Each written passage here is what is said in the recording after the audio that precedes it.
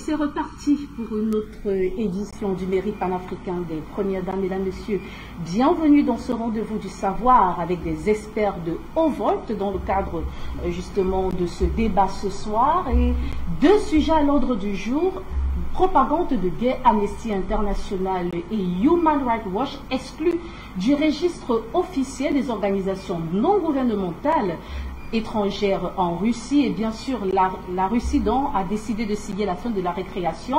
Et au total, 15 organisations non gouvernementales qui ont été exclues du registre en Russie. Quel est le rôle véritable de ces organisations non gouvernementales? Comment comprendre cet acharnement contre la Russie et ses multiples campagnes de sabotage? Et un autre pays qui nous intéresse ce soir, mesdames et messieurs, qui est victime d'ailleurs de campagnes de sabotage, c'est bel et bien le Mali. Déstabilisation du Mali, comment comprendre ces accusations mensongères d'exactions qui ont été refutées par l'armée malienne? À cet effet, on s'interroge: à quand la fin du film? À quand la fin de ce scénario de campagne de sabotage à l'endroit des autorités maliennes? Nous en parlons ce soir dans le cadre du Mérite panafricain des Premières Dames. Je l'ai dit, avec des experts de haut volt. Nous accueillons ce soir Monsieur André Christel Fanga, qui est analyste politique, mais également directeur de publication de La Dépêche. Bonsoir.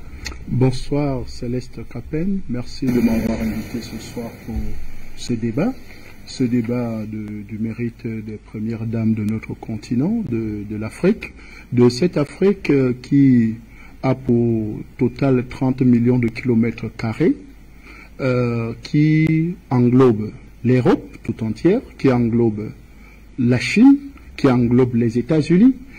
Quand nous parlons de 30 millions de kilomètres carrés, ça veut dire que c'est un continent assez vaste, assez puissant. Et quand nous allons dans les études, parce qu'il faut le rappeler aux Africains, c'est quand même 90% des ressources naturelles. C'est le deuxième poumon ou de réserve de l'écosystème du monde. C'est quand même l'une des plus grandes populations, parce que quand nous comptons la Chine, qui a près de 1 milliard de population, 1,5 milliard, l'Afrique qui en a 1,2 milliard. Donc vous comprenez qu'en réalité c'est un continent extrêmement important et qu'il ne faut pas prendre avec les pincettes de la main. Nous saluons le monde, nous saluons tous ceux qui nous regardent, nous saluons tous les brillants Africains qui sont connectés à ce débat. Nous allons encore parler de quelque chose de très important, ces ONG qui nous font beaucoup de mal dans notre continent, et pas seulement à la Russie, parce que nous allons expliquer pourquoi la Russie réagit de cette façon-là. Merci de m'avoir invité. Merci d'être là ce soir, M. André Christel Fanga. À côté de lui, le doyen Simone D, qui est écrivain, chercheur en agro-santé et agroalimentaire. Bonsoir. Bonsoir, Madame Capin. Merci encore une fois de m'avoir invité à ce débat très très important. Mais avant d'aborder ce sujet, je voudrais saluer tous les panafricanistes du monde entier qui nous ont fait régulièrement confiance jusqu'à ce jour. Mais je voudrais rappeler deux petites choses, Madame Capin. C'est que quand vous voulez abattre un arbre, vous avez 6 heures pour abattre l'arbre, mais 4 heures pour aiguiser la machette et 2 heures pour abattre l'arbre. Ceci est important pour le Mali et pour la Russie. Et ceci dit, quand avec une forêt, on peut faire des millions de bouchées d'allumettes, mais il suffit d'une bouchée d'allumettes pour brûler toute une forêt. Ceci dit, il ne faudrait pas que les Africains perdent de vue la bataille qui est nôtre aujourd'hui. Parce que hier, c'était le Covid-19. Aujourd'hui, c'est toutes les combines mises en place avec des laboratoires que la Russie a détruits en Ukraine, qui étaient prévus pour anéantir tous les pays africains. Et si pendant des milliers d'années, les gens n'ont pas réussi à nous tuer, ils ont réussi à nous écraser, à nous tuer par tous les moyens. Aujourd'hui, ils sont en train de trouver des moyens assez intelligents pour nous exterminer de la terre. Et de ce fait, ils vont employer bientôt l'agroalimentaire, l'agro-santé, parce que quand on voyait les nombres de supermarchés qui multiplient dans les pays africains, c'est dit que les aliments qu'on va prendre dans ces supermarchés, ce sont des poisons. Ils ne vont pas nous le payer. Les trucs qu'on va vendre dans les pharmacies, ce sont des poisons, ils ne viennent pas pour nous sauver. Parce que vous ne verrez jamais aucun pêcheur aller à la rivière pour sauver les poissons. Le pêcheur a besoin du poisson pour le manger, pas pour le sauver. Ceci dit, nous sommes dans un groupe de chercheurs panafricains qui, depuis 10 ans, nous faisons un travail très important. Et je voudrais attirer l'attention de tous les Africains là-dessus. Aujourd'hui, nous avons réussi à mettre en place certains produits qui vont libérer totalement l'Afrique. C'est des produits en agrosanté. J'ai ici des thés contre les nerfs sciatiques. On a également des thés, des liqueurs thérapeutiques contre les nerfs sciatiques.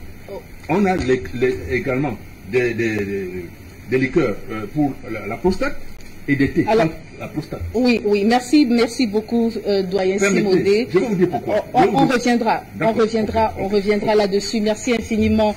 Aujourd'hui, on a deux thématiques à l'ordre du jour, la Russie, mais également le Mali, avec des accusations mensongères d'exactions justement contre l'armée malienne. Et on aura, voilà, dans le cadre de ce programme en multiplex, Luc Michel, qui est géopoliticien. Il est d'ailleurs là. Bonsoir, monsieur Luc Michel. Heureuse de vous retrouver. Oui, à vos téléspectateurs. Ce qu'il faut comprendre, c'est que on n'est pas dans une opération purement africaine, on est dans un dossier international. Les provocations qui ont eu lieu il y a 5 ans en Syrie sur les soi-disant attaques chimiques, les provocations qui ont lieu en Ukraine contre la Russie, et des provocations qui ont lieu au Mali, ce sont les mêmes. J'ajoute qu'il y a un lien entre l'affaire des biens mal acquis contre la Guinée équatoriale et des provocations qui sont menées actuellement en Ukraine. Human Rights Watch vient de choisir un avocat pour poursuivre Poutine devant la Cour pénale internationale, et c'est William Bourdon, l'homme qui est au cœur des dossiers contre Malabo à Paris. D'être parmi nous, Linda Labawi également, multiplex, analyste politique. Bonsoir. Alors, on va, en attendant justement l'arrivée de Mme Linda Labawi, analyste politique, André Christelle Fanda, je vais commencer par vous. Alors, fermeture des locaux d'Amnesty International et de Human Rights Watch qui ont été exclus du registre officiel des organisations non gouvernementales étrangères en Russie. Et ce n'est pas seulement ces deux ONG, nous avons 15 au total en Russie qui ont été exclus du registre. Quelle appréciation faites-vous de cette situation? Et je crois que Madame Céleste Capen, ça vient un peu tard. Suivez mon regard. Ça vient un peu tard, pourquoi? Parce que ces organisations ne sont pas des organisations non gouvernementales. Il faut d'abord le préciser. Ce sont des organisations gouvernementales, c'est-à-dire des organisations qui appartiennent à des lobbies français et américains, c'est-à-dire le lobby européen. C'est des gens qui sont faits, qui sont montés de toutes pièces pour nuire. Parce qu'en réalité, si c'était des organisations non gouvernementales, ils ne devaient pas être manipulés par des États. Ils ne devaient pas avoir deux poids, deux mesures. Ils ne devaient pas avoir un sentiment où les gens sont, les jugements sont à plusieurs parties. C'est-à-dire aujourd'hui, on dit la Russie ne respecte pas les droits de l'homme, la Russie fait ceci, ne respecte pas le droit de la guerre. Allez demander aux Américains s'ils ont déjà respecté le droit de la guerre un jour. D'ailleurs, même quand ils sont allés en conflit en Afghanistan, en Irak, ils ont défié tout l'ONU. Parce qu'on avait dit non, parce qu'on demandait encore la preuve s'il y avait les armes de destruction massive en Irak. On n'a jamais trouvé. D'ailleurs même, la plupart de tous ceux qui ont participé à l'enquête, à cette enquête-là, on dit à tout le monde entier que les États-Unis n'avaient pas raison d'attaquer l'Irak. Parce qu'il n'y avait pas d'armes de destruction massive. Donc, ces ONG, vous avez compris leur rapport? Qu'est-ce qu'ils ont dit? Rien du tout. Aucune de ces ONG. D'ailleurs, prenons le cas d'un pays africain comme le Cameroun. À chaque fois que l'armée du Cameroun peut-être a commis une bavure, les ONG, Human Rights Watch, Amnesty International et tout le reste vilipendent le Cameroun dans tout le monde entier. Mais quand c'est des sorciers, des ambazonnés, des assassins, des criminels de grand chemin qui tuent, égorgent, violent, à mon Dieu, vision, aucune ONG ne prononce une parole. Quand on a des gens qui sont logés aux États-Unis, pour l'exemple du Cameroun toujours, on a ces miliciens, c'est-à-dire ces ambazoniens, ces gens qui sont logés aux États-Unis un peu de partout. Ils ne sont pas jugés, ils ne sont pas poursuivis, il n'y a aucun mandat, on ne voit aucune ONG les taxer criminels, assassins. Mais c'est en Russie qu'on trouve des moyens pour dire que non, on ne respecte pas le droit de la guerre. On ne respecte pas les droits de l'homme. On ne fait pas ceci. Non. Je pense qu'aujourd'hui, cette décision vient tardivement. Parce que si moi, j'étais au devant de la scène, c'est-à-dire responsable d'un État, ces ONG ne devaient même plus donc même pas atterrir. Même les interdire d'émettre. Parce que c'est des criminels.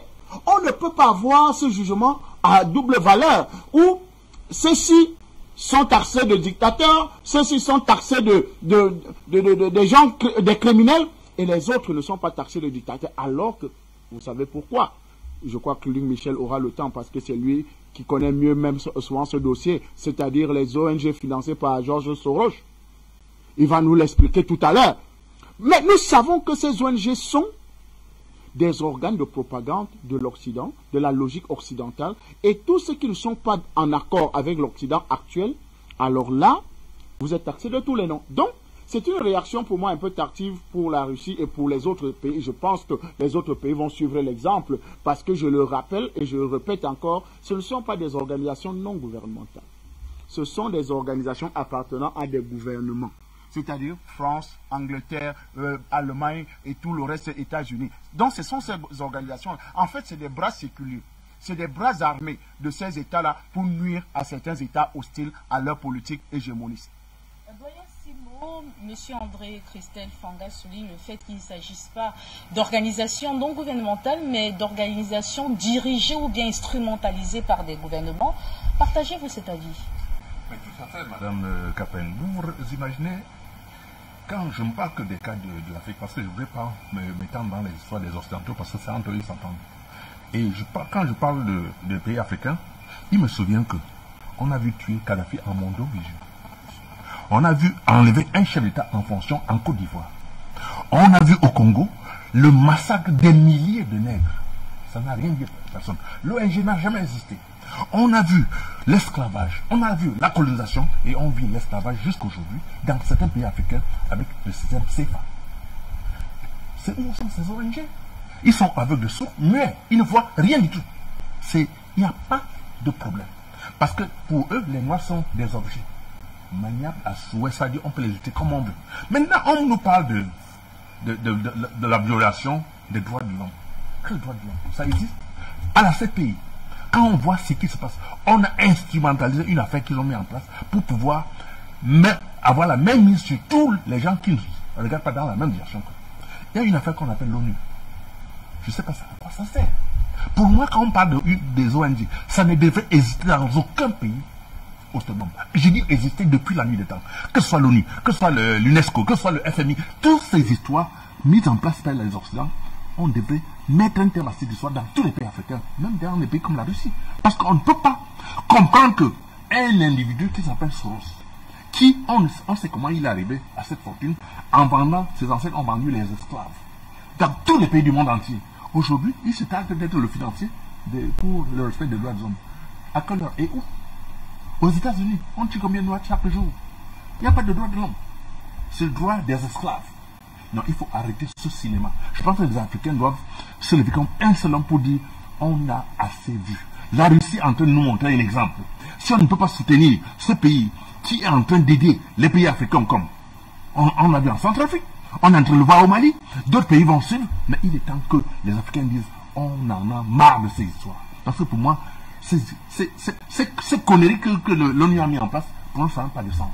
Parce que aucun Africain, depuis que ça existe, n'en déplaise, on a pris des petits zozos africains, on a mis à la tête pendant quelques années pour les utiliser, pour montrer aux gens que, bon, je ne sais pas si ça existait à ma souvenance.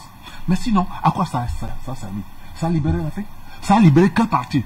On a vu dans des pays où on a massacré directement les gens. On n'a rien dit.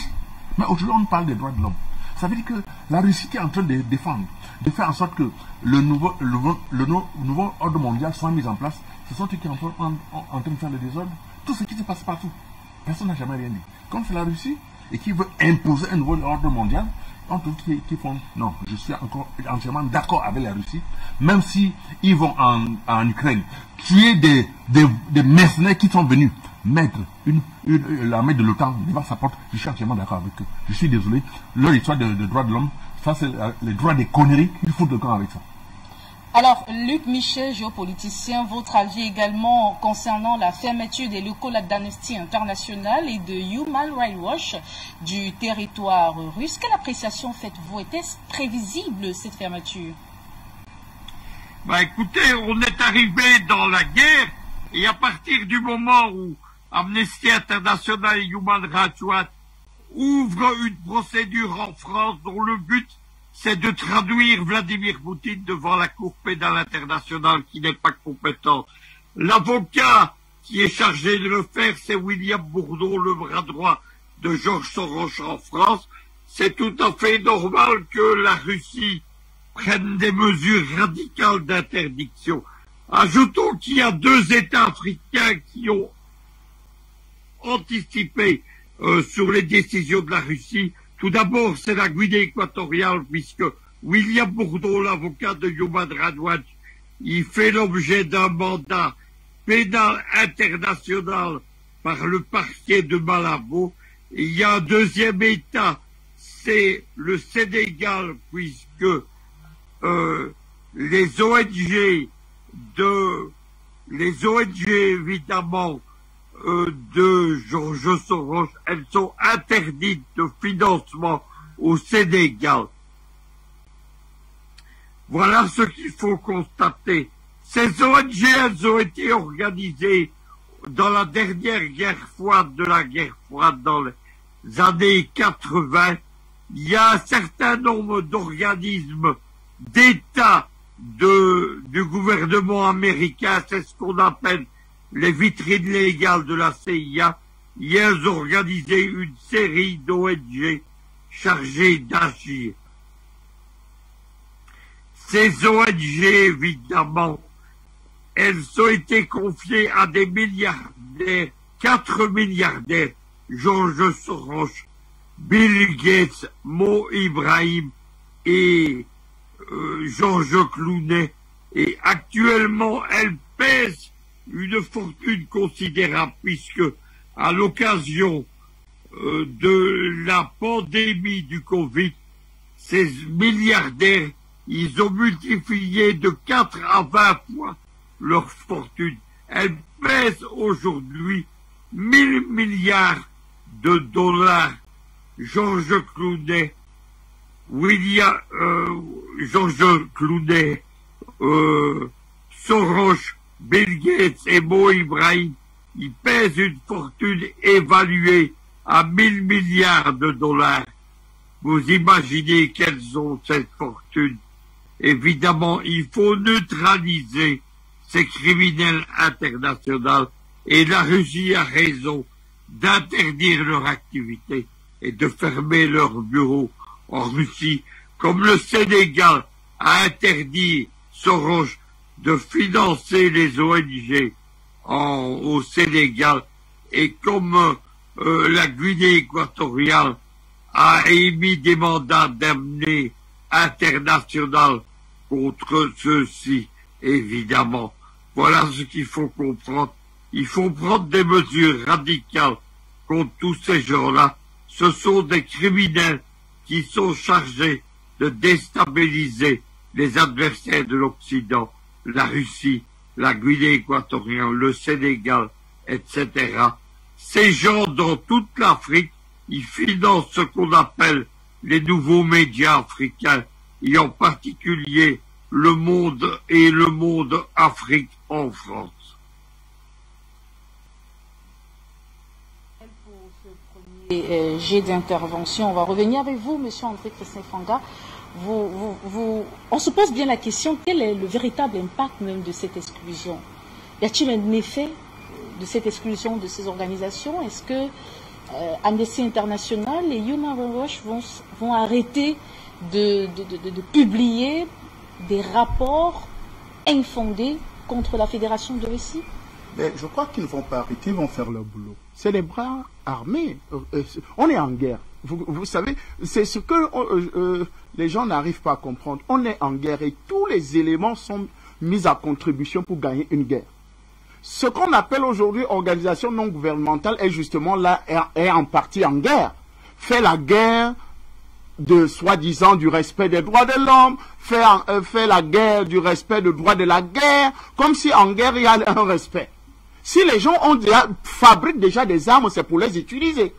Si quelqu'un fabrique déjà une arme ou une balle, c'est un instrument de mort. Ça veut dire qu'il n'y a plus le respect là-dessus. Maintenant, pourquoi les ONG, comme ceux que vous avez cités là, parce que moi je n'aime pas citer leur nom, que vous avez cité aujourd'hui, ne pensent pas qu'il fallait d'abord arrêter l'industrie de fabrication des armes de guerre.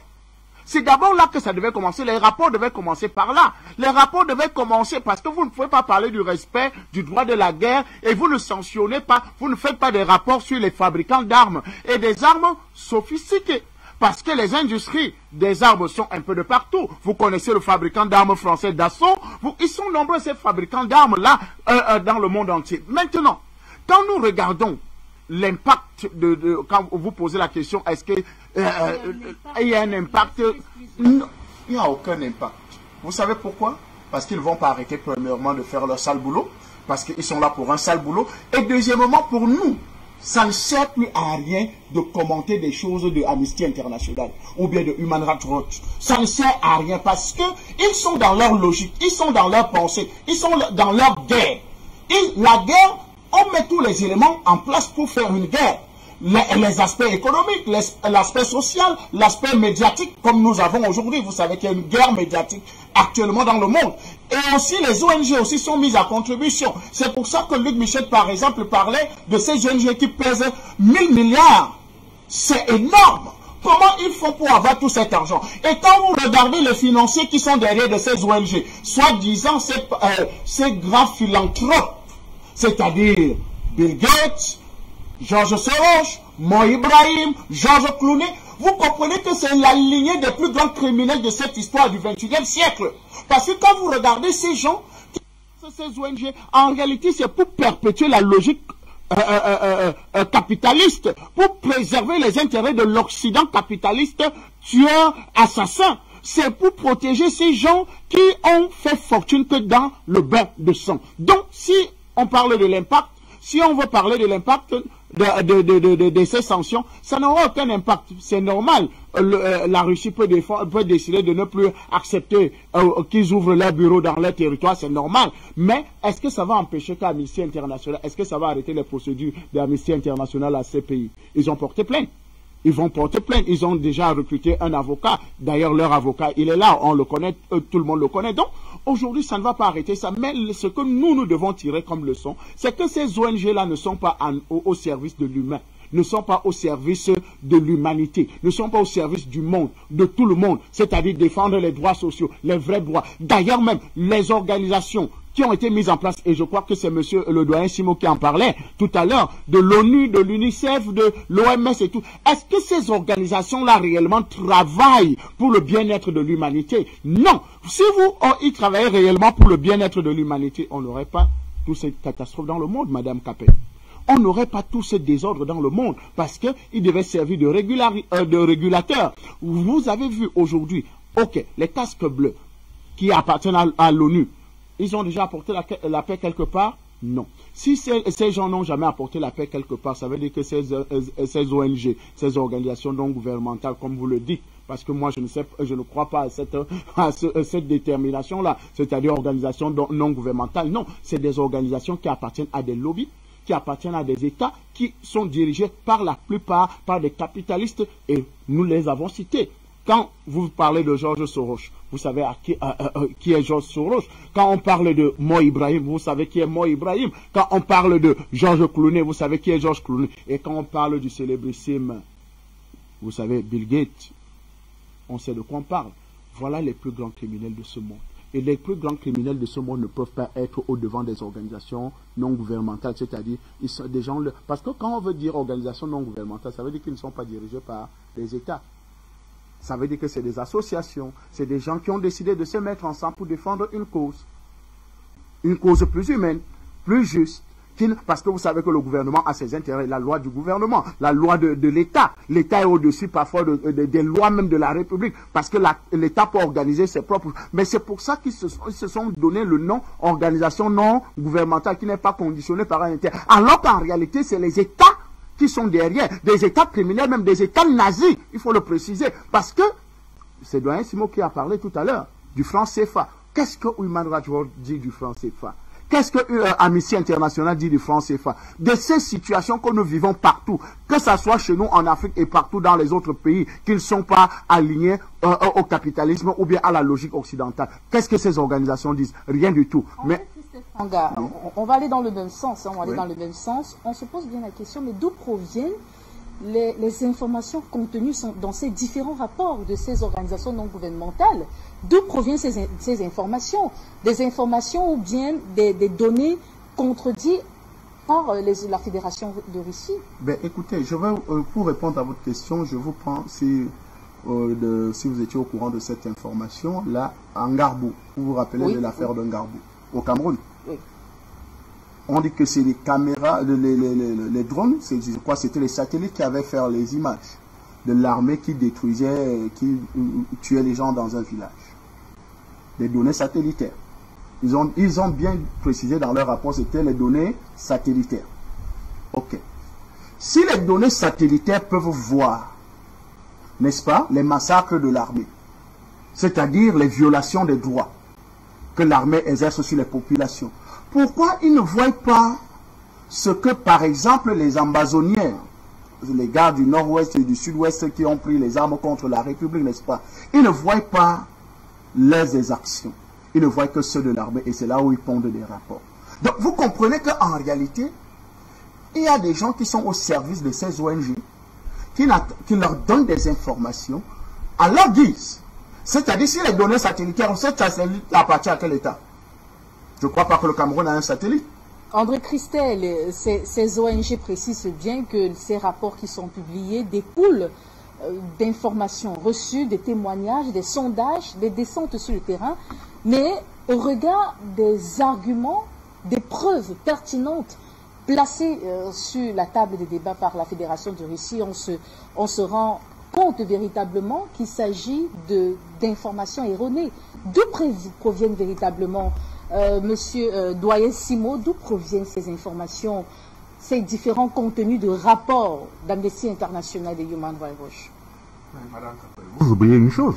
Vous savez bien que dans tous les pays du monde entier, dans les pays sous-développés par exemple, il y a des ambassades. Il y a des succursales des entreprises même, où à la tête de ces entreprises trônent des anciens militaires français qui sont là pour le renseignement. Et ceux-là, ils sont en place pour exactement faire ce que les Occidentaux souhaitent qu'ils fassent. C'est-à-dire pondre des rapports pour accabler les États, pour démontrer par tous les moyens que ces États sont des États voyous. Et pourtant, quand on regarde bien, à bien regarder, quand on parle de l'OTAN, c'est une structure qui est là pour la paix. Quand on parle de Barkhane, ils étaient au Mali pour la paix. Quand ils étaient en Centrafrique, toutes les bases militaires françaises, américaines, dans le monde entier, ils sont là pour la paix. Non. On a déjà pondu des rapports contre eux. Ces ONG ont déjà pondu un seul rapport entre eux. Non, il faut arrêter ce cinéma que les gens font au détriment des pays africains. Et je voudrais rappeler à mon ami Fanga, il a parlé de tout, mais il a oublié un autre gros voyou qu'on appelle les Rothschild, qui détiennent presque la moitié de la richesse du monde. Or, il faut penser à ces gens qui financent. Ils disent ONG, organisations non gouvernementales. Au contraire, ces gens sont eux qui tiennent tous les gouvernements capitalistes entre leurs mains, sont eux qui décident. Quand ils veulent mettre quelqu'un, et d'ailleurs, je vais vous rappeler un proverbe qui dit que si vous voyez une tortue sur un mur, c'est qu'on l'a posé. Une tortue ne grimpe même pas sur un mur. Vous avez vu un chef d'État en France, par exemple, pour ne pas le citer, qui est arrivé, on ne sait pas, par quel miracle, à la tête d'un État. Et vous voyez tout ce qu'il pose comme acte.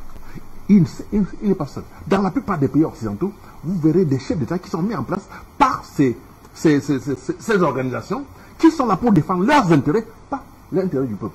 La plupart des manifestations qui se passent, vous le voyez très bien, on parle des gilets jaunes et tout, qui contestent la présence de certains chefs d'État dans des pays occidentaux, ça veut dire qu'il y a un problème. Et quand vous regardez bien le cursus de ces chefs d'État, ils viennent toujours de quelque chose qu'on appelle soit le FMI, soit la Banque mondiale, soit l'ONU. toutes ces organisations qui dépendent entièrement de ces gens qui financent les guerres dans le monde entier. Donc ils ont une mission bien précise. Quand on pose la question d'où viennent les informations, c'est pas compliqué. Vous avez vu en Centrafrique, déjà qu'on a voulu instrumentaliser, on a voulu payer pour qu'ils donnent des fausses informations. Heureusement, les Centrafricains étaient préparés. Au Mali, même chose. Ça veut dire qu'il y a des problèmes. Si les Africains ne sont pas préparés à défendre leur continent, ce n'est pas les autres qui viendront le faire. Donc il est temps qu'on dise non à ces gens qui viennent nous faire nous confronter entre nous au nom de leurs intérêts. Il faut que les Africains commencent à regarder dans la même direction. Malheureusement, quand un train en gare, tout le monde monte. Il y a plusieurs gares qu'on va traverser. Il y en a qui descendent dans des gares. D'autres connaissent la destination. Peut-être ils descendent parce qu'ils se sentent à l'aise. Mais il y en a qui sont déterminés à arriver à la destination. Il faut que les Africains soient déterminés à arriver à la destination de leur libération. Tant qu'on n'a pas fait, ça va être un problème pour les Africains. D'accord. Alors, Luc Michel, le président français Emmanuel Macron dit vouloir rassembler des preuves contre la Russie. Est-ce un dilatoire? Propagande. Il faut comprendre quelque chose, c'est qu'au cœur du dossier ukrainien, il y a une guerre médiatique. Cette guerre médiatique, les Occidentaux l'ont perdue en Afrique, ils l'ont perdue en Asie, ils l'ont perdue en Amérique latine, ils l'ont perdue au Proche-Orient, mais ils sont malheureusement en train de la gagner en Europe occidentale. Et il faut donc accabler la Russie. On fait croire, par exemple, que l'armée rouge, l'armée russe qui a libéré Auschwitz, ce sont les nouveaux nazis. Et les gens de l'Ukraine qui ont participé en 1940-44 à l'extermination des Juifs, on fait croire que ce sont eux, évidemment, qui sont les partisans de la libération des camps de concentration nazis. Le président Zelensky, il a pris la parole devant le Parlement israélien et il a déclenché un scandale international. Il y a de nombreuses voix qui ont rappelé que ce sont justement les prédécesseurs des Ukrainiens qui ont participé aux côtés des nazis à l'extermination des camps de concentration et du peuple juif. Évidemment, de nombreuses voix se sont élevées pour rappeler cela devant les médias occidentaux, et un second scandale est intervenu. Le président Zelensky, il a pris la parole devant le Parlement grec. Il était accompagné de 2 membres grecs du bataillon néo-nazi Azov. Ça a été un scandale international. Ces nazis du bataillon Azov, ils accompagnaient le président Zelensky devant le Parlement grec, évidemment. C'est un scandale international, évidemment. Donc, il faut faire donner la voix aux membres du Parlement, du bataillon Azov, devant le Parlement grec, évidemment. Tous ces mensonges ne marchent plus. Il faut donc continuer à faire, comme on dit, monter la propagande occidentale. Et bien entendu, c'est à cela que servent les membres des ONG de George Soros. L'avocat William Bourdon, qui est l'avocat d'Amnesty International, il agit devant les ONG, devant la Cour pénale internationale, et il accompagne les ONG occidentales, celles de George Soros. J'expliquais quelque chose, c'est qu'il y a actuellement un nouveau volet des biens mal acquis contre la Guinée équatoriale. Il est mené par Amnesty International, il est mené par Human Rights Watch, mais il est aussi mené par les ONG de George Soros, c'est-à-dire par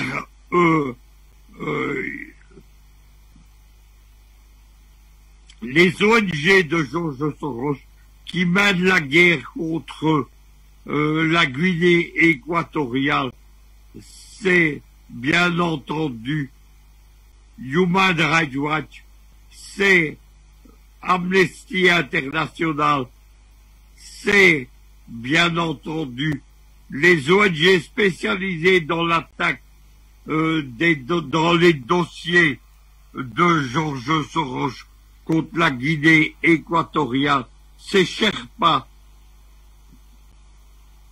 Bien. À présent, Issa Diawara, qui est activiste panafricaniste au Mali, mais on va d'abord faire un tour en Russie pour votre premier jet d'intervention concernant justement l'exclusion d'Amnesty International de Human Rights Watch du territoire russe. Quelle appréciation faites-vous de façon rapide? Ok, bonsoir, bonsoir à vous, bonsoir à tous les panélistes, bonsoir à tous ceux qui nous suivent.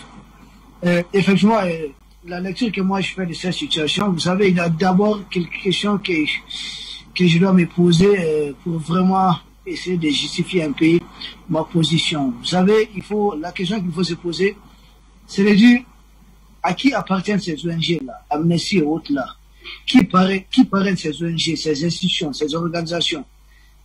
Ensuite, pourquoi les financer et pour quel but finalement? Vous savez, ce sont des instruments entre les mains de l'impérialisme. Quand ils viennent, on vient enquêter, on vient faire ça, on va ouvrir une enquête par là, par-ci, on va dénoncer. Mais c'est parce qu'ils sont en mission. Ce sont des organisations qui sont mises en mission au profit de l'impérialisme. Tout comme l'impérialisme aujourd'hui s'approprie de l'ONU. L'ONU qui a été mise en place pour essayer de réguler le fonctionnement mondial, essayer de stabiliser le monde, pour que plus jamais on ne retombe dans une catastrophe humanitaire d'ordre mondial telle la Seconde Guerre mondiale. Malheureusement aujourd'hui, ces instruments tellement que le bloc impérialiste s'en est approprié, sont des instruments aujourd'hui qui sont en train d'accoucher des misères partout dans le monde, des catastrophes partout dans le monde. Parce que c'est au nom de ces instruments que les Occidentaux ont envahi l'Irak. Ils ont pendu Saddam et c'est un assassinat. Et c'est au nom de ces instruments qu'ils ont intervenu en Libye. Donc ces mêmes ONG continuent la même propagande. Donc ne soyez pas surpris que la Russie décide tout simplement de les fermer. Et aujourd'hui, chez eux, vous ne verrez jamais des ONG russes ou des médias russes en temps de guerre être autorisés à opérer sur un territoire occidental. Mais ce sont eux qui insistent à rester chez les autres pour désinformer, pour dénigrer, pour mentir, pour affaiblir le régime en place. Donc quand la Russie décide de les mettre dehors, moi je crois que cela s'explique simplement pour raison de souveraineté. Human Rights, c'est des organisations qui, dans leur conception, c'était de bonnes idées pour aider le monde à aller dans le bon sens, mais qui malheureusement ont été déviés de leur trajectoire. Aujourd'hui, la Russie est en guerre avec l'Ukraine. Il serait difficile, il serait très dommageable d'accepter sur son territoire des instruments qui vont à l'encontre des lois russes. Il y a une loi russe aujourd'hui qui condamne, qui sanctionne les Russes qui font la promotion des ennemis de la Russie. Pourquoi accepter dans ces cas des organisations, pourquoi accepter des instruments qui sur le territoire russe vont essayer d'aller dans ce sens?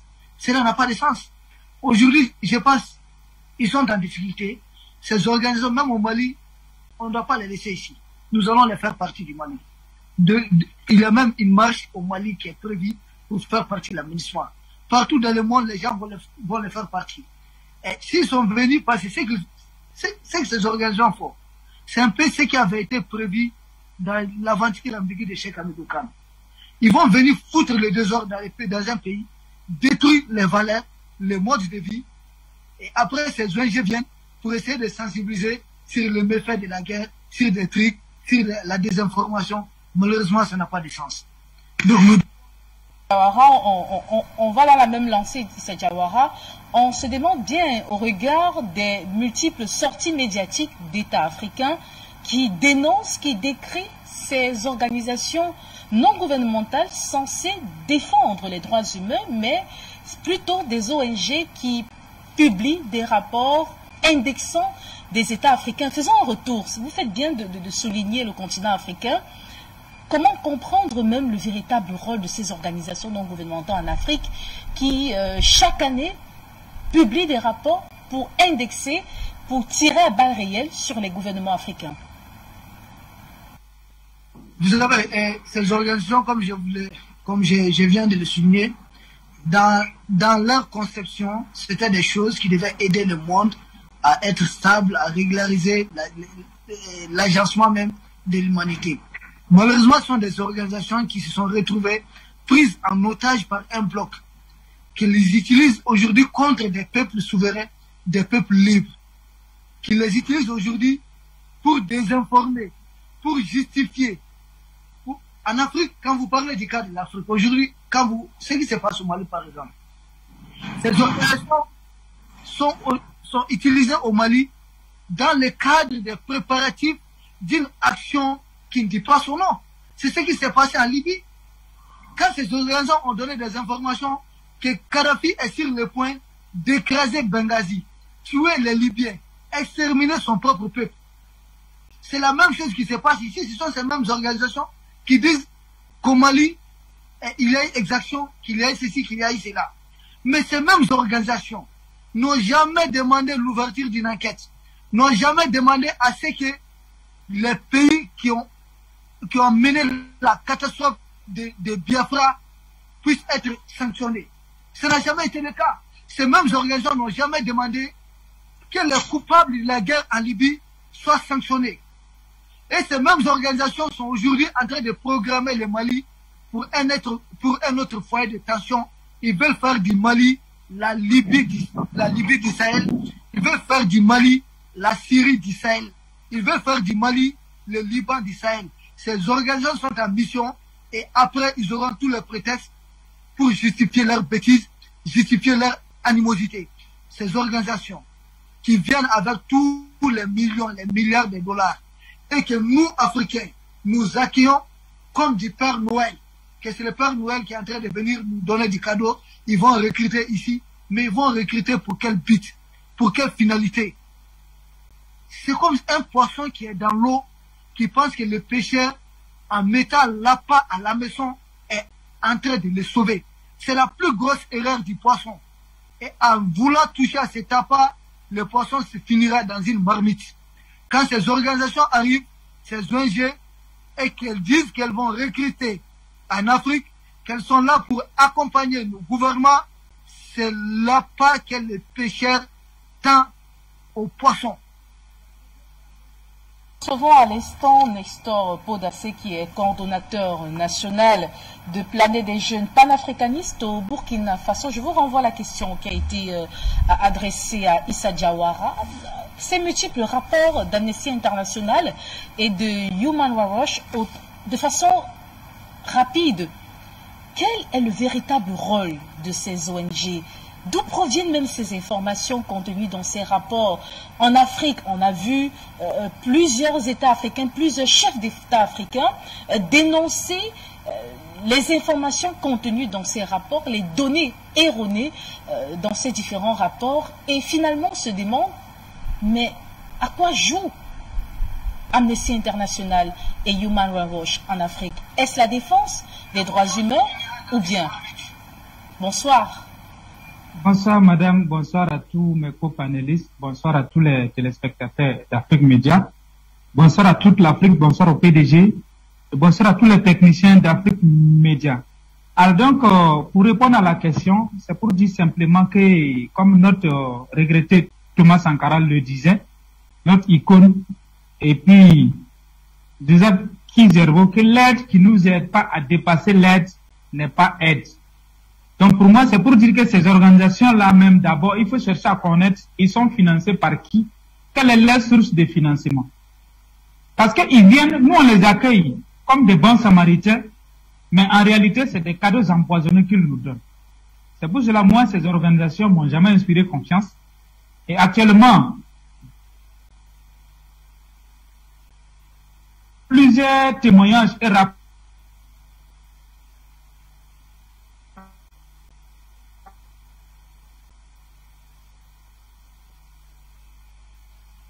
Podas, du côté justement du Burkina Faso, qui est coordonnateur national de Planète des jeunes panafricanistes. Il nous reviendra très bientôt, bien sûr. Alors, André Christelle Fanga, vous avez plusieurs fois dans vos différentes prises de parole évoqué le fait que ces organisations ne sont pas gouvernementales et aussi l'instrumentalisation de celles-ci.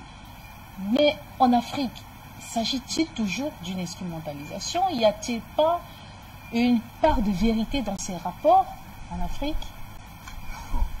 Mais c'est comme si vous demandez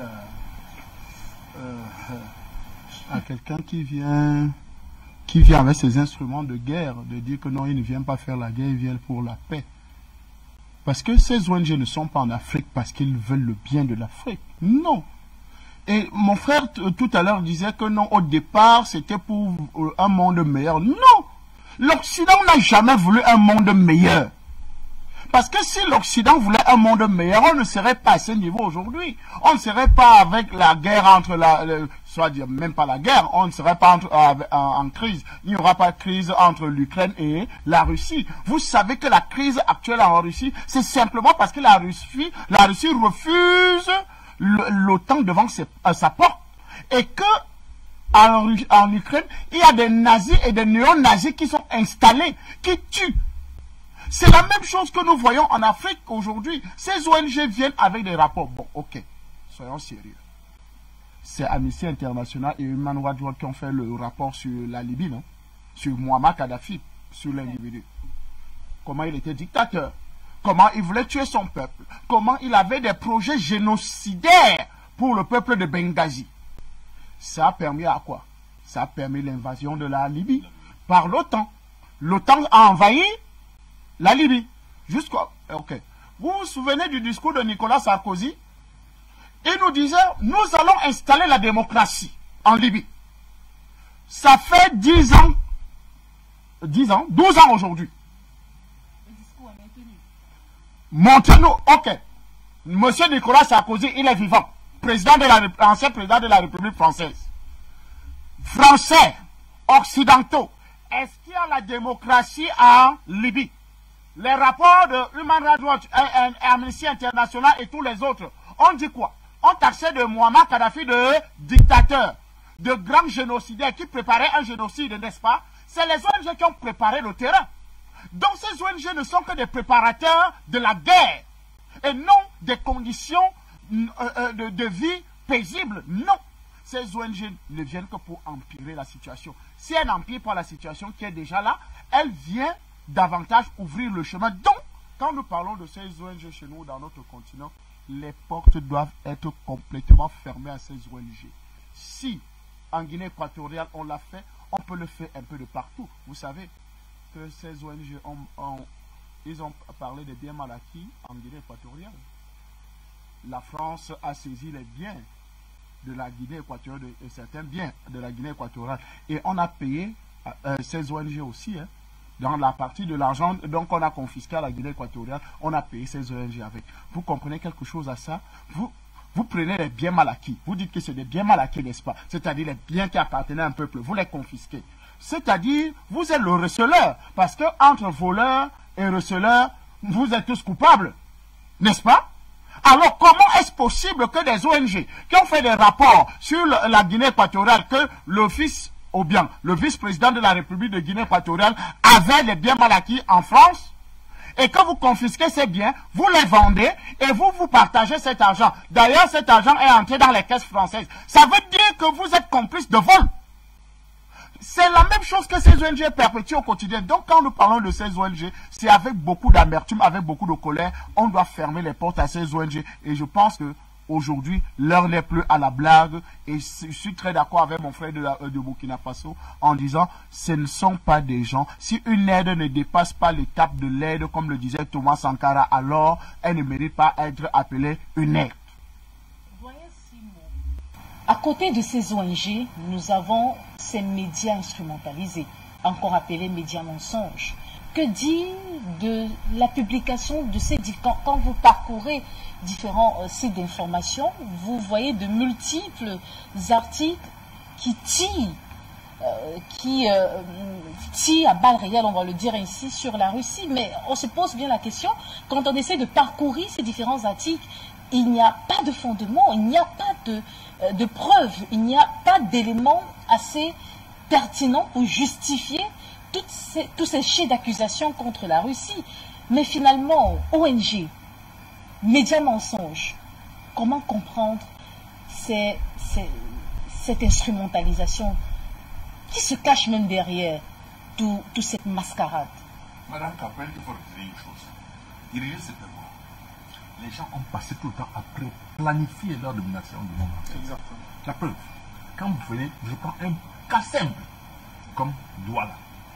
Si vous voyez sur le nom des toits, le machin de Canal+, Canal+ appartient à qui? Et quelle est l'image qu'on communique aux Africains à travers Canal+? C'est-à-dire, on vous prépare au mensonge en permanence. On vous distrait avec des émissions qui vous obligent à ne pas penser au développement de l'Afrique. Et en plus, quand on diffuse des informations, c'est des informations biaisées et faites pour vous amener à comprendre que l'Occident, c'est le seul pôle de développement du monde entier. Or, personne vous ne montrera que Canal+, c'est un instrument de propagande occidentale par tous les moyens. Et quand on fait des calculs pour vous montrer le degré du cynisme des Occidentaux envers les pays africains, prenez un cas comme Douala où, disons, 1 million d'abonnés qui payent 5 000 francs le mois. Vous savez combien d'argent nous payons pour le vent qu'on nous vend en forme d'intervention et la manière dont on nous détourne de la vraie communication et comment on nous instrumentalise, on nous oppose envers les uns et les autres par la communication. C'est-à-dire on nous détruit la culture, tout et tout à travers la communication. Je dis, rien que Canal+, pour ne pas rentrer dans les autres domaines, c'est extrêmement grave. C'est le lieu ici de dire aux gens, à mes frères africains, il est temps que les Africains se mettent ensemble pour mettre en place un satellite qui ne va qu'avoir des chaînes de télévision panafricaines. Parce que sinon, l'avenir de nos enfants sont complètement détruits. On parlait tout à l'heure de la Libye. L'autre est venu en disant qu'il va faire la démocratie. Il a installé la démocratie. Ce sont les démons qui ont pris la tête de la Libye jusqu'aujourd'hui. La preuve, rien ne marche. Et c'est à partir de la Libye que la plupart des coups se passent en Afrique. Tant que les Africains n'ont pas compris et qu'on se mette dans cette logique de penser que les ONG, tout ce que vous appelez Amnesty International, sont venus en Afrique pour nous libérer, pour nous aider, ce n'est pas possible. C'est du pipeau. Vous ne verrez jamais aucun rapport qui vient donner des informations à l'avantage d'un pays africain. Quel que soit ce que ce pays africain fait, ce n'est pas possible. Si nous on n'a pas compris ce message, ça veut dire qu'on est complètement perdu et il est temps qu'on change complètement pour nous arriver sur la réelle information qui concerne l'Afrique. Et de ce fait, on a tous les moyens. Quand je vous prends un exemple, rien qu'au Burkina Faso, la France, rien qu'elle a pris 545 tonnes d'or au Burkina. 545 tonnes d'or au Burkina. Au Mali, on ne peut pas vous dire que sont les quantités d'or que la France a puisé. Ouganda n'a rien vu. Les nombres de gens qu'on a tués, personne n'a rien vu. Il est encore même terme à cette histoire et que, comme le Mali, comme la Centrafrique, qu'on défende complètement l'intégrité territoriale de ce pays et qu'on mette ensemble les Africains qui luttent pour leurs intérêts et qu'on mette en place une véritable armée qui va défendre les intérêts du peuple africain. C'est ça qu'il s'agit. Merci, doyen Simo, pour cette intervention. Issa Diawara, on revient vers vous pour se poser véritablement cette question qui se cache derrière ces ONG et ces médias mensonges finalement.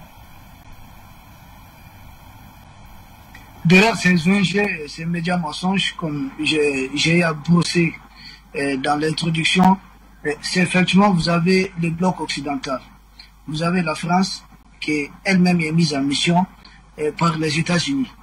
Donc, ce sont ces pays qu'il faut retrouver derrière ces médias mensonges. Vous avez le bloc impérialiste, c'est un ensemble de pays. Ils sont nombreux. Ce sont des gens qui veulent, en tout cas, qui adoptent une vision unipolaire du monde. Pour eux, tout le monde doit se comporter comme eux. s'ils ont opté pour le capitalisme, pour le monde, l'économie libérale, tout le monde doit aller dans ce sens. Si dans leur pensée, en tout cas dans leur façon de concevoir la civilisation, c'est qu'il doit avoir un mariage, en tout cas entre personnes de même sexe, tout le monde doit aller dans ce sens. Sans cela, on est en train de lutter, en tout cas on est en train de réprimer les gens. Si dans leur conception, ils pensent que c'est normal d'envahir un pays, tout le monde doit accepter cet état de fait.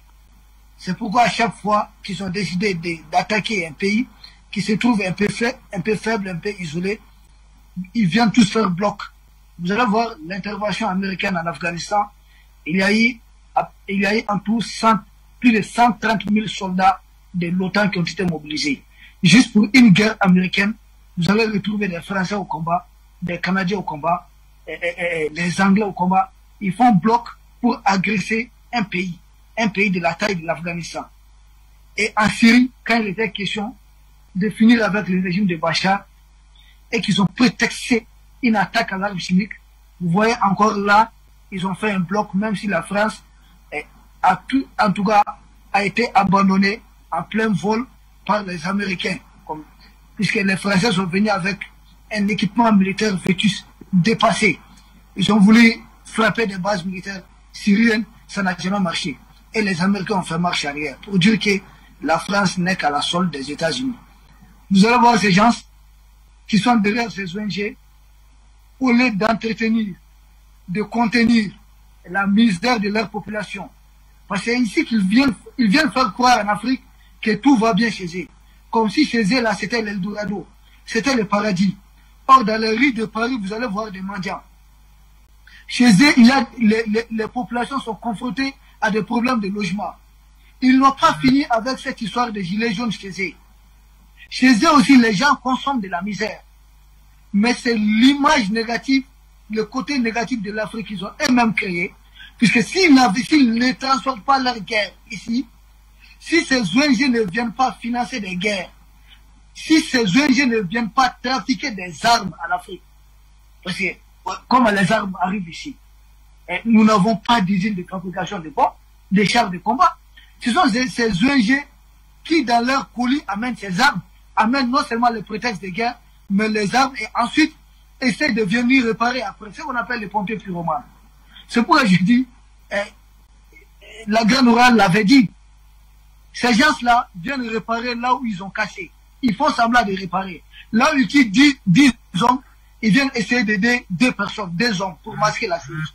Donc ces ONG ne sont qu'à la solde du bloc impérialiste.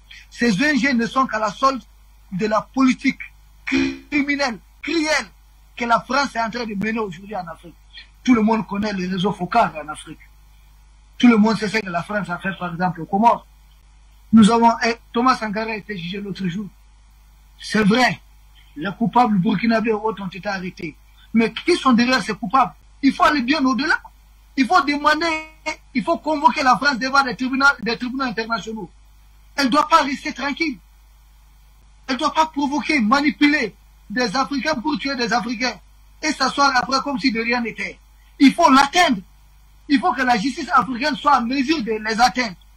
Tant que cela n'est pas le cas, malheureusement, nous allons continuer à compter des morts de notre côté. Il faut que ces gens-là répondent de leurs crimes. Kadhafi avait eu le courage d'obliger l'Italie à présenter des excuses publiques pour avoir colonisé les peuples libyens. Toute l'Afrique doit demander des excuses publiques à ces gens-là qui, non seulement nous ont esclavagisés, mais ensuite nous ont colonisés, nous ont vendus comme des bétails, et aujourd'hui continuent à fournir beaucoup plus d'armes en Afrique. Regardez un pays comme la France. Le Mali fait 2 fois la France en superficie. Un pays comme la France, qui n'a pas un passé glorieux, parce que c'est un pays qui a fait passer ses souverains autrefois par la guillotine. C'est un pays qui, quand on parle de mode Foucault en France, c'est là où on exécutait publiquement, sauvagement les hommes. Et ce sont ces mêmes pays aujourd'hui qui viennent nous parler des droits de l'homme. On sait qu'ils ont eu à décapiter des gens publiquement. Qu'est-ce qui s'est passé en France? dans la nuit du 23 au 24 août 1572, n'y a-t-il pas eu de massacres de protestants par les catholiques? Il vient nous enseigner, il veut nous faire la morale ici. Nous connaissons leur passé. Les Américains ont tué combien de présidents en exercice chez eux? Il n'y a pas de droit de l'homme. Des présidents assassinés n'étaient pas désignés. En Afrique, la France est derrière combien de coups d'État? Comment le président Ibrahim Barem Maïnassara a été assassiné? Qui était derrière cet assassinat? Comment Lumumba a été sauvagement assassiné? Qui était derrière cet assassinat? Comment le président Kadhafi, qui ne voulait que sauver l'Afrique, a été assassiné? Là, on ne parle pas des droits de l'homme. C'est quand un pays veut se libérer qu'on parle. Merci infiniment, Issa Diawara, pour cette intervention. Pour pouvoir clôturer ce premier sujet à l'ordre du jour ce soir, dans le cadre du mérite panafricain des Premières Dames. Mesdames, Messieurs, vous pouvez participer à cette émission et bien sûr, avant de donner votre avis ou bien votre contribution dans le cadre de ces différentes thématiques à l'ordre du jour, vous votez pour une Première Dame. Alors, Nestor Podacé, on revient vers vous et on se demande, est-ce que la fermeture totale de ces ONG dans différents pays africains et même dans le monde permettra de maintenir un équilibre en termes de paix et de sécurité?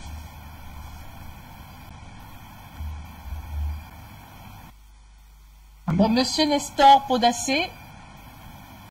Pas de problème. Donc, moi je disais que la fermeture de ces ONG, ça va amener la paix et la sécurité. Et ça va amener les Africains à compter sur eux-mêmes. On a très bien compris, Monsieur Nestor Podacé. On a une nouvelle interrogation sur la table. Est-ce que la fermeture totale de ces ONG, de ces médias de mensonges, permettra-t-il de créer un véritable équilibre en termes de stabilité, de paix et de sécurité en Afrique et dans le monde? Bien sûr que oui. Parce que depuis longtemps, nous avons été manipulés par ces médias mensonges, par ces ONG mensonges criminels qui se font passer pour des bons samaritains, alors qu'en réalité, ils ne sont pas des bons samaritains, ils ne sont pas des Papa Noël, c'est des criminels déguisés en bons samaritains. Donc pour moi, il faut fermer France 24 en Afrique, dans tous les pays africains. Il faut fermer RFI dans tous les pays africains. Il faut fermer tous ces médias mensonges dans tous les pays africains, ainsi que ces ONG fantoches qui sont déguisés, qui sont des bras armés, déguisés en bons samaritains ou à la solde de la France-Afrique. Et en plus de cela, il faut amener les Africains à travailler. Parce que nous avons mis cette mentalité d'assister dans la tête de la plupart des Africains. Donc cela amène les jeunes Africains à croire à ces illusions, à cette facilité. Par exemple, il y a des gens qui ne veulent même pas la fonction publique, ils veulent aller dans ce genre d'ONG parce qu'ils se disent que là-bas, ça paye bien. Ça paye bien, mais au final, c'est quoi? Qu'est-ce que tu gagnes?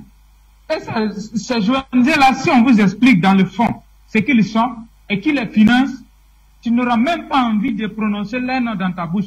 Voilà pourquoi ce soir, je me garde de prononcer les noms. Tellement que je ne veux même pas faire les publicités gratuitement.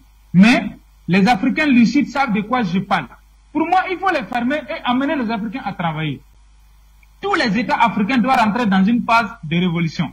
Rompre avec le colon, réveiller le peuple, les mettre au travail comme Thomas Sankara l'avait fait.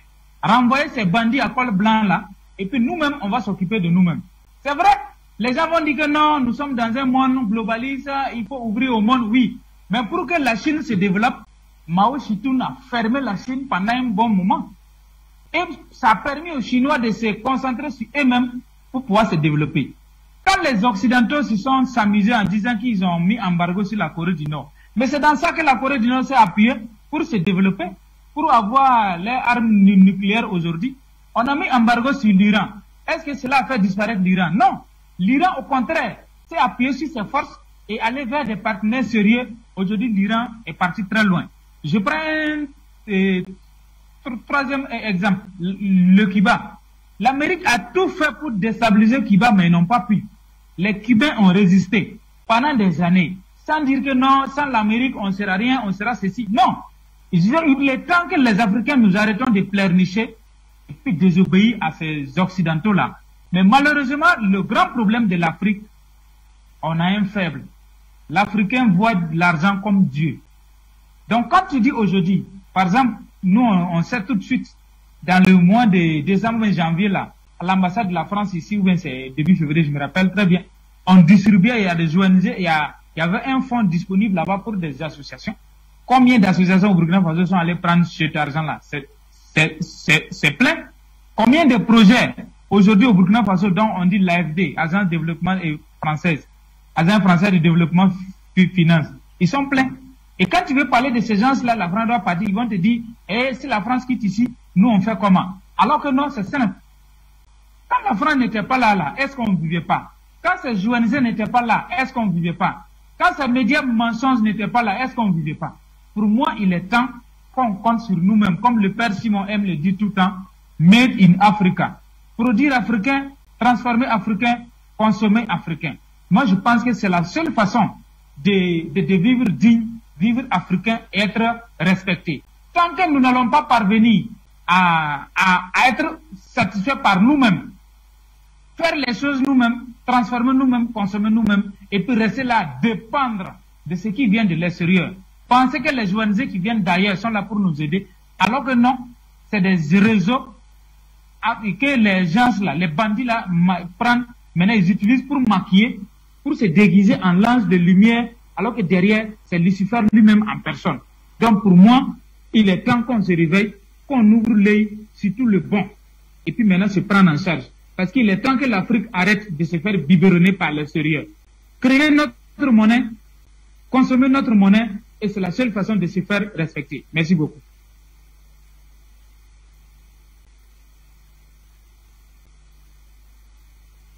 Beaucoup d'internautes qui nous suivent sur notre page Facebook ont de nombreuses contributions. Merci infiniment pour votre participation active à cette philosophie de panafricanisme. André Christophe Fanga, afin de clôturer ce chapitre consacré à la Russie, on se demande bien, est-ce que la fermeture totale de ces ONG, de ces médias mensonges en Afrique comme dans le monde permettra-t-elle de créer véritablement un équilibre, de stabiliser la paix et la sécurité dans ces États? Bien sûr, je pense que c'est un élément extrêmement important. Vous savez, l'une des choses que les Africains ou bien le monde doit retenir, c'est que dans la stratégie militaire ou bien dans la stratégie de guerre, il y a la guerre préventive, il y a la guerre préventive. Et dans la guerre préventive ou bien la guerre défensive, n'est-ce pas, la guerre préventive, c'est qu'on prend des éléments, on prend des dispositions pour vous infiltrer. Et les ONG sont justement les agents infiltrés. Ce sont des organisations qui se mettent en place pour justement voir les points faibles d'un État. Et c'est pour ça qu'ils travaillent en étroite collaboration. Vous n'avez pas vu que c'est curieux quand même que les organisations non gouvernementales sont en étroite ligne de collaboration avec les médias, avec surtout les médias mensonges. Les deux marchent tellement bien, ils sont tellement amoureux ces deux-là. En fait, ces deux-là ont formé un couple que finalement ils ont sorti un monstre. Un monstre qui finit par sortir, c'est de la guerre. Parce que quand les médias mensonges sont d'un côté, les ONG mensongers sont aussi d'un côté, finalement c'est la guerre qui s'installe, c'est le chaos qui s'installe. La preuve en est, qu'est-ce qu'ils n'ont pas dit sur la Côte d'Ivoire du président Laurent Gbagbo à l'époque? Ils ont pondu des rapports sur la Côte d'Ivoire, ils ont dit la Côte d'Ivoire est ceci, la Côte d'Ivoire est cela. La guerre a finalement s'est installée en Côte d'Ivoire, avec Nicolas Sarkozy, avec d'abord Chirac, Mitterrand et tout le reste qui avait déjà commencé tous ces... Donc vous comprenez que ces ONG-là, aujourd'hui, sont des éléments de poison, de guerre de l'Occident. Et la Russie fait bien en fermant ces médias-là, en fermant ces ONG, les locaux de ces ONG-là. Et je pense qu'il faut même aller plus loin, il faut les pourchasser. Parce que si on ne les pourchasse pas, ils vont continuer à faire leur travail. Et je pense qu'aujourd'hui, nous les Africains, nous devons tirer des leçons de cette démarche de la Russie pour les chasser aussi de notre territoire et de les pourchasser. Et d'ailleurs, même avant d'atterrir ou bien de pénétrer un espace, ils ont des demandes, non? Ils font des demandes. Je crois qu'aujourd'hui, aucun État africain ne doit plus donner accès à ces ONG-là. On doit les fermer les portes à tous les prix. Merci. Merci André Christel Fanga, merci à tous pour vos différentes interventions dans le cadre de cette première thématique.